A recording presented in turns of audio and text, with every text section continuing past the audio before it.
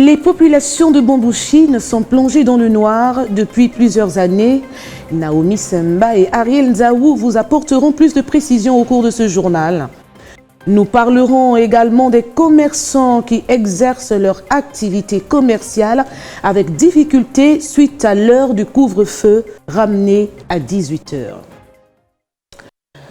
Bonne fête de travail à tous les travailleurs du monde entier, du Gabon, mais particulièrement aux travailleurs de RTH. Mesdames et messieurs, chers téléspectateurs, bonsoir et merci de vous concentrer sur les images de Télé Herman. On débute ce journal, nous parlons des travaux de réhabilitation effectués sur l'axe boulevard Triomphal Omar Bongo Ondimba qui ont apporté un nouveau plan de circulation des automobilistes, une situation qui ne semble pas plaire aux usagers d'ailleurs qui se plaignent. Dans ce reportage, les images sont de Floris Mapango.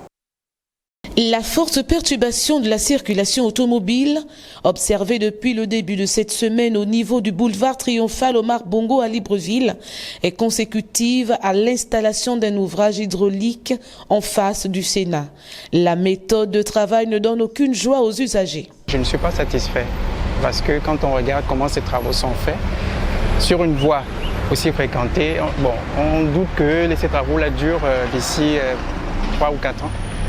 Donc en fait, et surtout que ce n'est pas la seule voie, il y en a beaucoup dans la ville. Donc moi je ne suis pas satisfait en fait. Ils ont barré la route, ils font leur travail, mais après c'est pénible pour les riverains parce qu'il faut marcher au moins sur plusieurs mètres et tout. Ça, c'est vrai, c'est peut-être un travail que l'État fait, mais il fallait aussi penser peut-être une solution pour les riverains.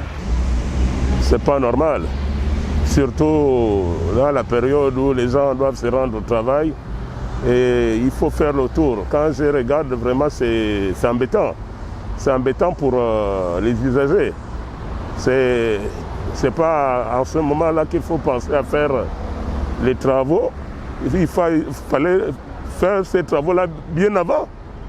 Mais il ne doit pas toujours attendre que les bus s'affaissent. Et c'est à partir de là où il faut faire les travaux. Moi, j'espère bien qu'il y a un manque d'entretien, où il n'y a pas de techniciens, je ne sais pas. On a barré la route, c'est épuisant et fatigant de marcher tout le long là. Parce qu'on ne peut pas prendre de là jusqu'à là-bas en train de marcher. C'est impossible de marcher. Pourtant, si je suis en retard à l'école, je vais marcher et je serai trop en retard. Je ne peux pas marcher de là, donc c'est pas bon. C'est pas bien qu'ils ont fermé, ils ont barré la route, c'est pas du tout bien.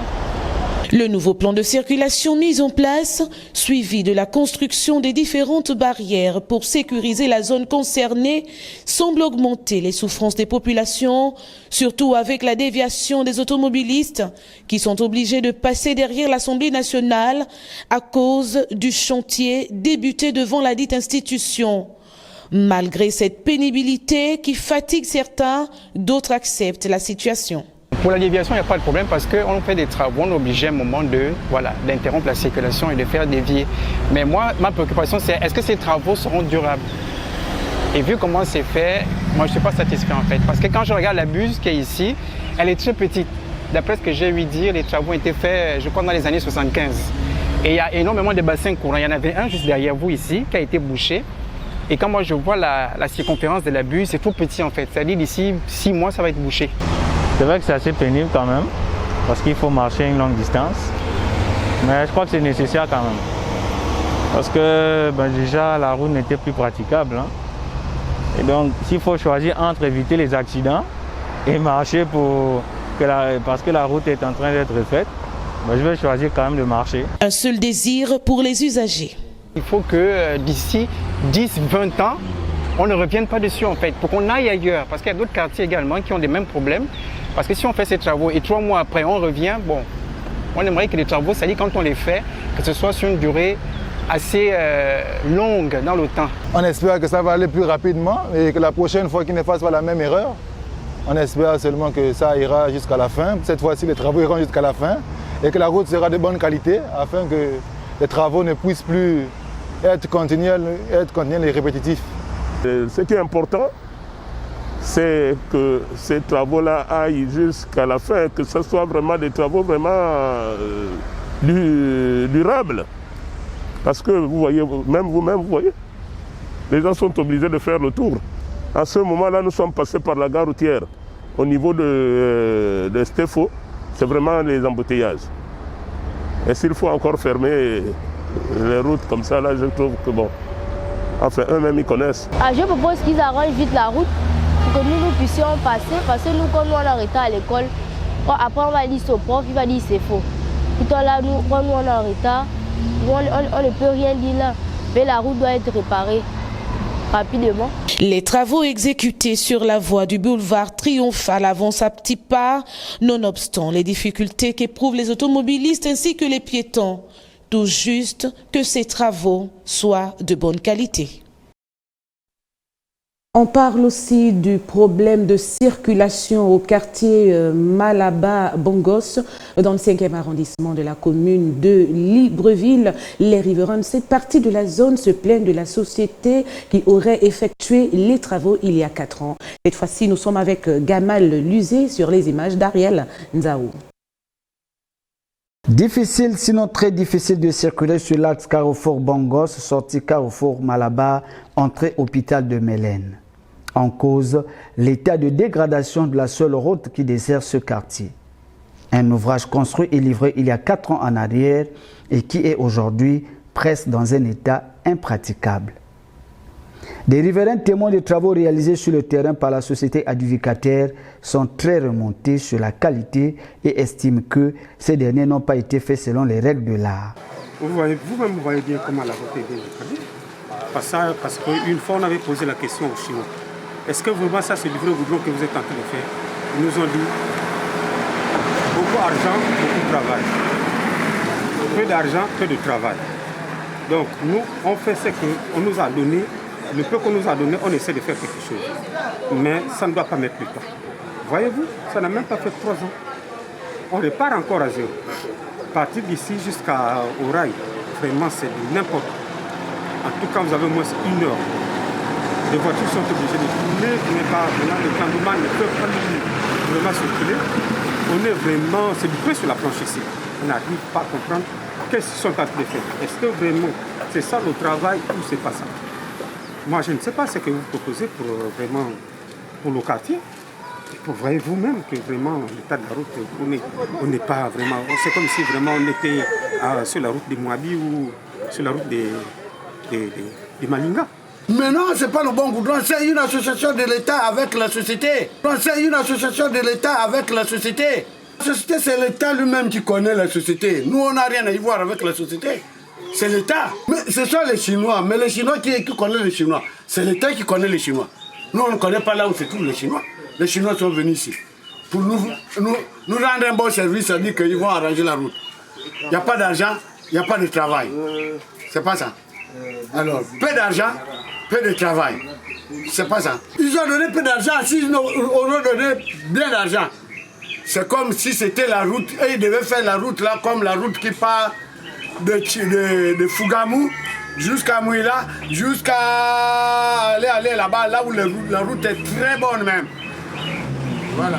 Car rien n'expliquerait cette dégradation aussi vite que rapide si l'entrepreneur avait respecté le dosage du goudron.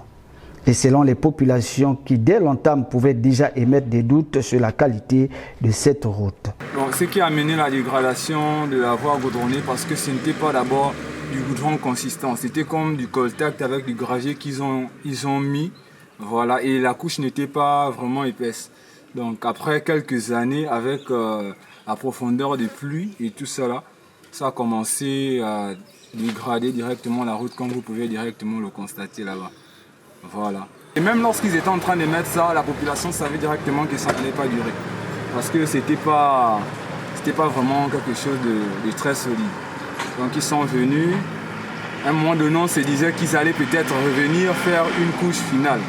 Mais ils nous ont laissé comme ça. Et si vous constatez, en partant du carrefour où ils ont commencé, du carrefour du PK11 jusqu'à Bongos, passant aussi par Mijoubé, par les centres qui ont travaillé là-bas. Les centres qui ont travaillé aussi là-bas, c'est la même chose. Donc là où ils sont passés, l'état de la route, ça n'a pas fait plus de 5 ans. Ça n'a pas fait plus de 5 ans, ça s'est dégradé comme ça. Une triste réalité qui touche surtout les chauffeurs qui fréquentent cette voie pour rallier l'hôpital de Mélène et qui sont confrontés aux problèmes de panne mécanique. Pour nous, le problème, c'est pas que le taxi coûte cher. C'est pas question que le taxi coûte cher. Hein? C'est pas à cause de l'état de la route que nous, on augmente le prix. On n'a jamais augmenté le prix. C'est par rapport au carburant. Parce que vous voyez, il y a des embouteillages, il y a des difficultés un peu en ce moment. En tant que chauffeur, vraiment, quand la route est dégradée, ça nous gaspille les véhicules, ça nous endommage les amortisseurs et on n'arrive pas à bien rouler sur une route dégradée. En fait. Nous qui utilisons cette route-là, on souffre. Et l'amortisseur, toute la voiture casse par rapport à l'état de la route. Chaque fois, on perd des pneus, il y a des rotules qui embêtent et on doit changer ces pièces-là chaque jour. Et ces pièces ne sont pas moins coûteuses, c'est coûteux. Et chaque jour, il faut remplacer les pièces. Donc ça nous dérange vraiment. Cet état de fait a fait fuir les clandos et les taximens dans la zone au grand désarroi des populations qui sont obligées de subir les caprices de quelques rares transporteurs qui prennent le risque de faire le trajet. C'est difficile pour nous lorsque nous rentrons ici avec la marchandise. On est obligé on vit avec la marchandise, on prend les voitures qui nous amènent jusqu'à un certain niveau et de là où la voiture nous laisse, on est obligé de dépenser encore de l'argent pour prendre des jeunes garçons, des boîtiers qui nous amènent jusqu'à domicile. Ça veut dire comment j'allais dire, une course qui pouvait revenir à 2000 francs nous amène parfois à 4000, 5000. En tout cas, c'est les difficultés que nous rencontrons ici. Quand quelqu'un est malade, c'est la même chose, on fait la même chose. Prendre la brouette, amener la personne. Puisque les taxis, quand on demande un taxi, si vous n'avez pas 5000 francs dans les mains, vous ne pouvez pas avoir le taxi parce qu'il ne peut pas venir ici à cause de l'état de la route. Sans oublier la sécurité. Donc, il ne peut pas, nous sommes obligés nous-mêmes de soulever la personne dans la boîte, amener à l'hôpital. Aux dernières nouvelles, les travaux de réhabilitation de cette route seraient confiés à une société qui aurait même déjà commencé l'évaluation sur le terrain. Ici, les piquets de bornage sont visibles. Aux riverains de prendre leur mal en patience, puisqu'apparemment, leur plainte serait arrivée sur la table des décideurs. Nous poursuivons ce journal pour parler du manque de dispensaires au quartier Bizango-Bibéré dans le 5e arrondissement de la commune de Libreville après les rails. Voilà une situation qui dure depuis plusieurs années et donc les riverains de cette partie du 5e arrondissement interpellent les autorités dans ce reportage de Désiré Mbiyeningon. Les images sont de Boris Mikolo. Le quartier Bizango-Bibéré, situé dans le 5e arrondissement de Libreville, rencontre des difficultés énormes au niveau des structures de première nécessité. Aucun dispensaire n'est visible dans la zone. Pour se rendre dans un hôpital en cas d'urgence, les populations sont obligées d'employer des moyens de fortune. Il y a les urgences la nuit, on prend la brouette, on met la personne, on va jusqu'au rail. Après, puisqu'il y a les clandos, on demande service aux clandomans si possible. S'il n'y a pas, on continue à pied jusqu'à l'hôpital en cas d'urgence. Travailler la route par exemple, rapprocher un dispensaire par exemple, pour essayer d'aider la population. Véritable calvaire pour les femmes enceintes au terme de leur grossesse. Bon, ça embête. Par exemple, au cas d'accouchement, pour les femmes enceintes, parfois il y a les femmes qui accouchent sur les rails. Ou bien sur la route, on n'arrive même pas à l'hôpital, elle enfante et puis on continue, mais c'est compliqué parce que soit le bébé ou la maman peut perdre la vie. Donc, si l'État peut faire quelque chose pour essayer de rapprocher un dispensaire dans le quartier, non loin de la population de ceux qui sont soutenus aux côtés d'ici, les rails. Qu'on souffre, surtout pour les femmes enceintes ici. On vit des moments, on passe des temps difficiles parce qu'il faut quitter d'ici la nuit à pied, traverser les rails, pour avoir un véhicule et c'est pas facile quand il a plu. Une structure hospitalière est d'une nécessité dans un quartier. Les autorités compétentes devraient prendre en compte cette grande préoccupation afin de soulager les habitants de cette partie de la capitale. À présent, nous parlons de l'absence des installations électriques adéquates. Les populations de Bambouchine sont plongées dans le noir. C'est ce que nous précisent Désiré Mbiyeningon et Boris Mikolo. Reportage. Les populations du quartier Bizango-Bibéré dans le 5e arrondissement rencontrent des difficultés énormes en matière d'électricité. Ceci depuis plusieurs années. L'absence des installations électriques serait à l'origine de ce manquement. Pour espérer avoir de l'éclairage, ces dernières sont obligées de parcourir des kilomètres pour avoir un compteur, d'où ces branchements anarchiques. Même le courant, là aussi, ça nous embête aussi. Les courants sont au rail. Donc on a toujours les baisses de tension, voire même les gens qui volent le courant. Les gens qui sont là, au bord là, ils volent le courant. Donc tu vois, il y a une baisse de tension, tu dis aussi que c'est le courant. Or, donc on nous vole le courant à mi-chemin. Les habitants de cette partie de la capitale lancent un cri d'alarme aux autorités compétentes. Si l'État nous apportait des poteaux, mais il n'y a pas. On n'a pas le soutien de l'État parce qu'il n'y a pas de poteaux pour nous aider. Comme on a des petits-enfants ici, mais rien. Donc il n'y a que nous-mêmes, on se débrouille à tirer le courant de l'autre côté des rails. Ce n'est pas encore connecté. C'est juste là. Je pense que le chantier est déjà même fini, mais il manque connecté pour qu'on nous place les poteaux. Parce que les poteaux doivent passer par ici. Aux autorités de nous venir en aide pour amener, qui nous amène les poteaux de ce côté et les compteurs. L'électricité est d'une nécessité dans un quartier. Que l'État songe à résoudre le problème.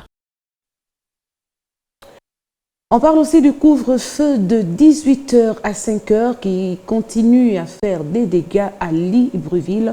Au marché d'Iaï, les commerçants éprouvent d'énormes difficultés pour liquider leurs marchandises. C'est ce que nous précise ce reportage. Les images sont de Floris Mapango. Les Librevillois attendaient un peu plus du Conseil des ministres hier, l'apaisement de certaines mesures restrictives. Malheureusement, rien n'a été dit. Avec le couvre-feu qui avait été ramené à 18h, les commerçants sont dans le qui-vive. Leur activité commerciale est en baisse et n'ont pas de choix que de se pointer à leur point de vente pour liquider leurs marchandises. En ce moment-là, ce n'est pas facile. Mais il y a des jours où on a un peu de clients, il y a des jours où il n'y en a pas. Mais on fait avec. On fait avec. On ne peut pas rester à la maison croiser les bras. Nous allons nourrir la famille comment? Obligés d'être là. Mais sinon, par la grâce de Dieu, on fait avec. Cette mesure qui dure déjà depuis plusieurs semaines devient une source d'inquiétude pour les vendeurs qui éprouvent d'énormes difficultés. Ça nous embête. Si par exemple, on renvoyait le couvre-feu à 22h, ça devait vraiment nous arranger. Parce que la majorité de nos clients, c'est à partir de 18h, 19h par là. Et surtout qu'en ce moment, à 16h, 16h30, nous devons commencer à emballer. C'est difficile. Quand le couvre-feu était à 22h, si du matin jusqu'à 15h, tu n'as pas pu faire quelque chose, de 18h à 20h, tu peux te rattraper. Mais maintenant, c'est compliqué.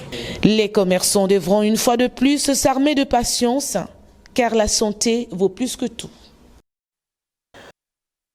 On parle aussi des enseignants sortis de l'ENES Promotion 2020 qui se sont regroupés dans un coin du boulevard Triomphal pour rédiger une lettre à l'endroit du Premier ministre, chef du gouvernement, suite à la suspension de leur pré-salaire. C'est ce que nous précise ce reportage.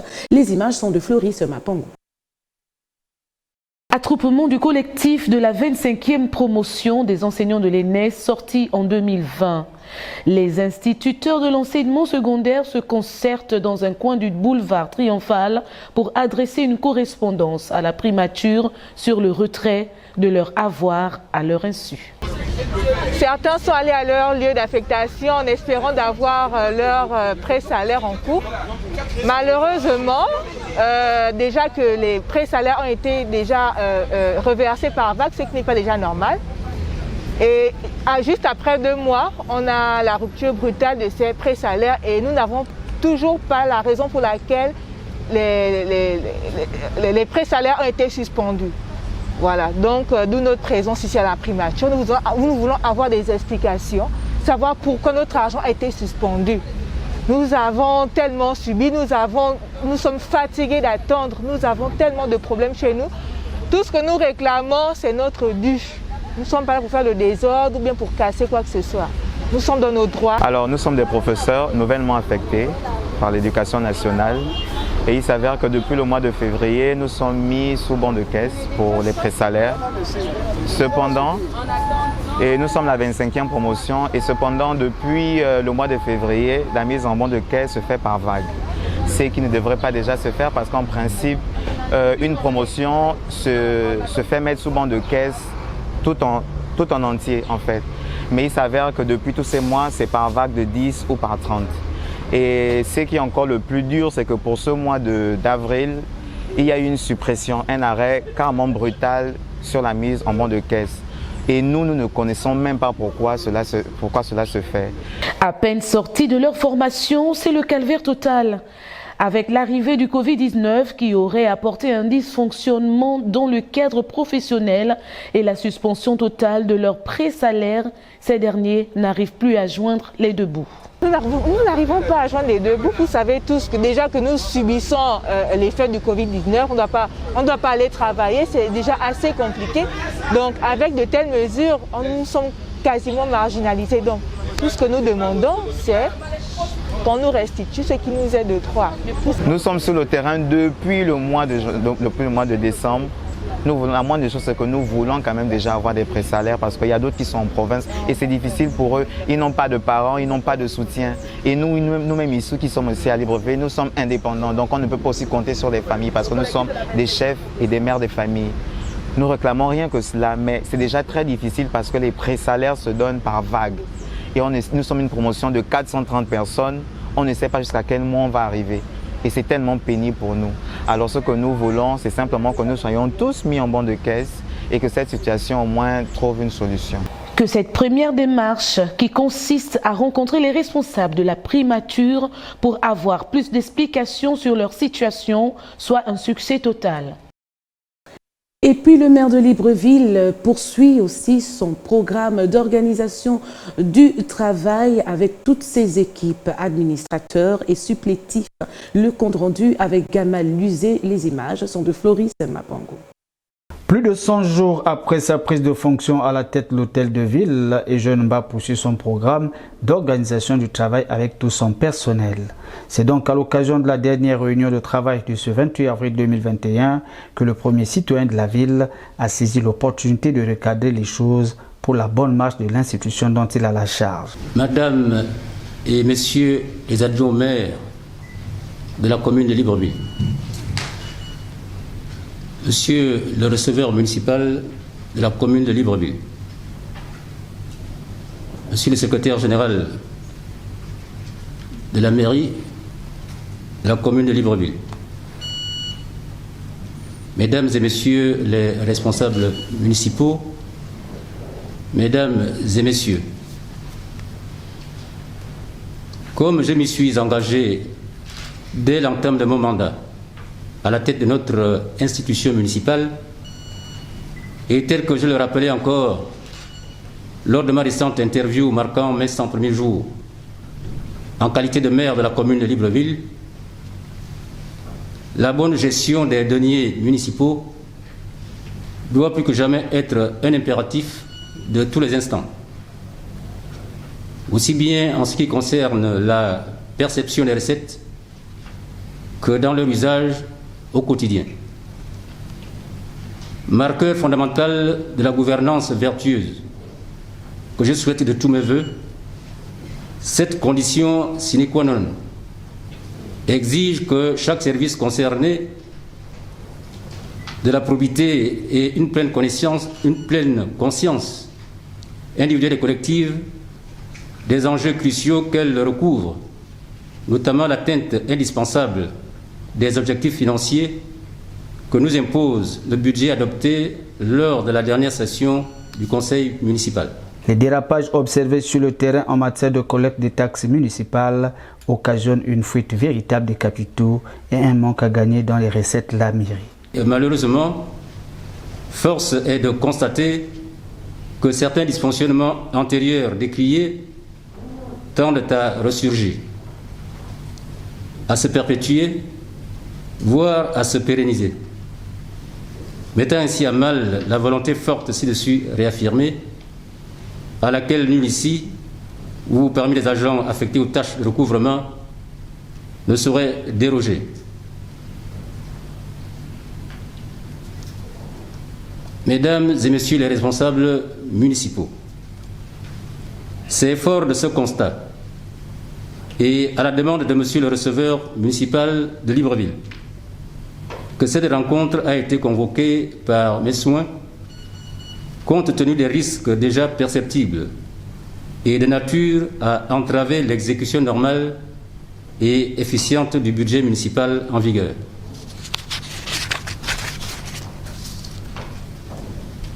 Il convient donc pour tous d'en cerner l'extrême nécessité et d'y voir l'occasion de jeter les bases d'une collaboration exemplaire entre les entités administratives chargées de prélever les fonds et la réception municipale qui, elle seule, est le garant technique de leur gestion orthodoxe.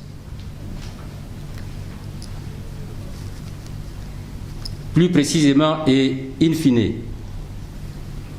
il s'agit pour vous de définir et mettre en place des procédures permettant d'assurer au mieux la traçabilité, la fiabilité et la sincérité de tous les actes se rapportant au maniement, à la détention et au reversement de toutes les recettes récoltées à la réception municipale. Dans le but d'organiser et de dynamiser ce secteur, M. Blembina, receveur municipal chargé des recouvrements des recettes, donne de nouvelles orientations afin de permettre à la mairie d'engranger les fonds pour financer ses projets.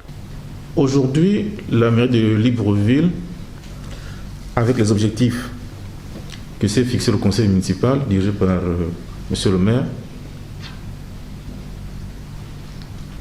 doit pouvoir avoir des ressources pour financer les dépenses. Et les dépenses de fonctionnement et les dépenses d'investissement. Nous savons que pour ce qui est, on va dire, des ressources de la mairie, on compte fortement sur la subvention, on compte fortement sur les ristournes. Or, ces deux sources, on va dire, sont indépendantes de la mairie de Libreville. C'est des effets conjoncturels. Si on obtient une conjoncture favorable, on aura des ressources, du moins des ristournes ou subventions qui seront effectivement en hausse, parfois même au-delà de ce qui est inscrit au budget. Mais si malheureusement la conjoncture n'est pas favorable, on va avoir ces ressources-là inscrites à la baisse. Nous n'avons pas d'activité à mener ou d'action à mener pour permettre de relever la subvention ou de relever les ressources, les ristournes. Mais par contre, par nos actions, nous avons la possibilité de relever ce qu'on va appeler les recettes au sens strict, des recettes propres. Les recettes propres, c'est toutes, au sens strict j'entends, ce sont toutes les recettes qui sont engrangées par l'activité sur le terrain des agents municipaux. Ma préoccupation aujourd'hui, c'est d'amener les uns et les autres à prendre conscience que la situation n'est plus aussi favorable ou reluisante qu'il y a quelque temps, d'une part, mais d'autre part, de comprendre que c'est d'abord sur la base des ressources que nous allons engranger par les efforts des uns et des autres que nous allons pouvoir soutenir les projets du conseil municipal de Libreville. Vivement que ces nouvelles orientations ne tombent pas entre les oreilles des sourds, car on ne scie pas la branche sur laquelle l'on est assis. Aux agents de la mairie de prendre conscience et de mettre en pratique ces recommandations afin de sauvegarder leur gagne-pain. Faisons place à présent à la semaine nationale de vaccination qui se poursuit à l'hôpital de Kembo, ce malgré la réticence de certaines à faire vacciner les enfants. Reportage, image de Floris Mapango.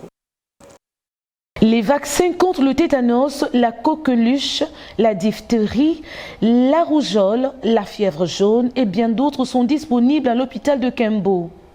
À l'occasion de la semaine nationale du vaccin, plusieurs nourrissons de 0 à 11 mois se font vacciner. Une opportunité qui devrait permettre aux mamans de vacciner leurs enfants. Malheureusement, plusieurs d'entre elles hésitent de se rendre dans les structures hospitalières. On a constaté que les mamans ne viennent plus comme avant parce qu'ils ont peur. Que le Covid, tout à l'heure, je venais de dire que allez-y dire au quartier qu'il n'y a pas de Covid ici. Que venez vacciner les enfants, c'est les mêmes vaccins de 0 à 11 mois qu'on a l'habitude de faire. C'est ça, parce qu'on a constaté que les gens ne viennent plus depuis qu'on crie Covid, Covid, Covid, les mamans ont peur, ils ne viennent plus comme avant. Donc on vaccinait à plus de 50, 60 bébés par jour. Mais on se retrouve aujourd'hui 10, 5. Des fois on vient là, on n'a rien, 2 carnets. On ne peut pas venir passer la journée pour attendre les gens tant que les mamans ne viennent pas. Mais on constate que les étrangers viennent plus vacciner les enfants que les jeunes filles gabonaises. Qu'est-ce qui pourrait bien expliquer ce comportement pour les parents de refuser de vacciner les bébés? La rébellion ou la négligence. Parce qu'il y a d'autres qui, quand on dit pourquoi depuis longtemps, l'enfant a déjà 9 mois, tu n'as même pas encore couvert l'enfant les 3 premières doses de penta. Moi j'avais laissé l'enfant avec la maman ou bien j'ai laissé l'enfant comme ça. Donc c'est un peu ça. Vacciner les enfants de 0 à 11 mois relève d'une importance capitale. Les mamans hésitantes sont interpellées à faire suivre leur bébé. Normalement, toutes les femmes doivent venir vacciner les enfants. Parce que pour vacciner les enfants, c'est pour la santé des enfants. Donc, on ne fait pas pour nous-mêmes, on fait pour la santé de nos enfants. Donc, moi, je souhaite toutes les femmes pour venir vacciner les enfants pour éviter les maladies, comme le paludisme. Les vaccins sont importants. De 0 à 11 mois, l'enfant doit avoir sa couverture vaccinale de 0 à 11 mois. Les vaccins sont gratuits. Pour la bonne santé des nourrissons, les mamans devraient adopter un comportement raisonnable en les faisant vacciner afin d'éviter de nombreuses maladies. Toutes les dispositions sont prises à l'hôpital de Kembo pour vacciner vos enfants. Et puis un bateau de migrants avec une vingtaine de cadavres à bord près des îles Canaries, c'est ce que nous précise la presse internationale. Reportage. Un bateau retrouvé mardi à la dérive près des îles Canaries avec à bord les cadavres d'une vingtaine de migrants est arrivé à Tenerife. Un navire de secours espagnol a remorqué l'embarcation dans le port de Los Cristianos. C'est un avion de l'armée de l'air espagnole qui avait dans un premier temps repéré ce bateau lundi matin à quelques 500 km au sud-est de l'île d'El Hierro. Un hélicoptère militaire avait ensuite élitreillé 3 personnes encore en vie à bord vers un hôpital de Tenerife, 2 hommes et une femme en état d'épuisement. Les migrants étaient tous des candidats à l'exil venus d'Afrique subsaharienne. Les arrivées de navires de migrants aux Canaries se sont multipliées depuis la fin 2019 et le renforcement des contrôles en Méditerranée. L'an dernier, plus de 23 000 migrants ont atteint l'archipel espagnol, soit 8 fois plus que l'année précédente, et au moins 1851 personnes ont perdu la vie. Merci à Bourgeois Tinga et toute son équipe, on va dire Floris Mapangou, Dani Mapia. Voici les personnes qui m'ont accompagné ce soir afin de vous servir tout au long de ce journal. Mesdames et messieurs, c'est la fin de cette principale édition d'information de 20h30. Mais avant de nous séparer, je me fais le plaisir de vous rappeler les titres de ce journal.